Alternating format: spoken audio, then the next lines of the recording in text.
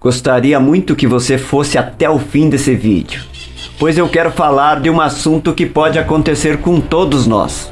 Dando exemplo, existia um rei que foi ungido por Deus, que bem antes defendia suas ovelhas com unhas e dentes, que derrubou um gigante com uma funda e algumas pedras na testa, que foi colocado no trono como rei e vencia todas as guerras.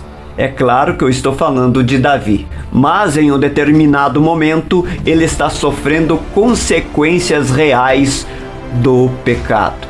E Davi uniu todas as suas forças no momento para escrever uma canção. Você sabia? É o Salmo 38, que nos coloca dentro da dor de um homem que conhecia Deus, mas se afastou do seu chamado.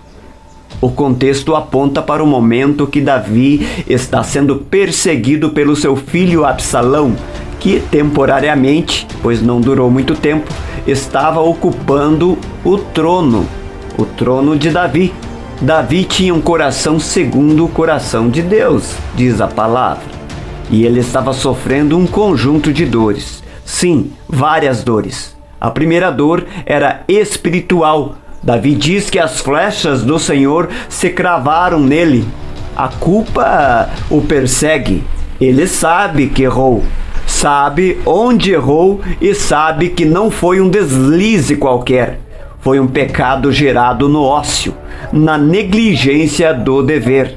Pois era tempo de guerra, mas Davi ficou em casa, com a mente vazia, coração desguarnecido. E foi nesse vazio que o adultério com Batseba aconteceu. Depois veio a mentira. E depois o sangue. E por fim, a culpa se instalou. A outra dor era a emocional. Davi descreve angústia, aflição profunda, um coração que geme. Ele não tem paz interior. O pecado não confessado rouba o sono, rouba a alegria, rouba a lucidez. Ele chora por dentro e antes de chorar por fora. A dor era também física. Sim, o Salmo fala da enfermidade de corpo sem vigor. A culpa adoece. Nós sabemos, o pecado não tratado não fica apenas na alma, ele transborda psicossomaticamente para o corpo, como o próprio Davi confessa em outro salmo. E ele diz lá: enquanto calei os meus pecados, apodreciam os meus ossos. Por fim, a dor também era social. Os amigos se afastaram, os que eram íntimos se calaram, pois o pecado isola. E Davi colhe também as consequências como pai, porque foi ausente, foi relapso, viu conflitos nascerem dentro da casa e não agiu. Quando o filho pediu justiça, ele se calou. E esse silêncio gerou ódio, violência e divisão. O Salmo 38 é o retrato de alguém que está quebrado, mas não está orgulhoso. Davi não se justifica, ele confessa, ele se humilha e ele clama.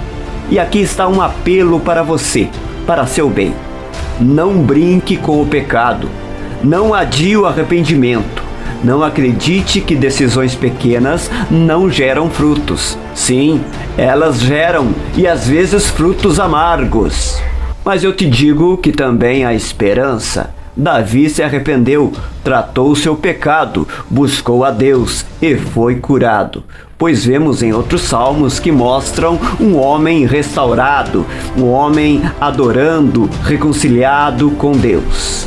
Hoje, o Senhor nos chama a não repetir o caminho da queda, mas a imitar o caminho do arrependimento. Que aprendamos com Davi para não colher frutos ruins e para experimentar a graça de um Deus que perdoa, cura e restaura os que se quebrantam diante dele. Grande abraço.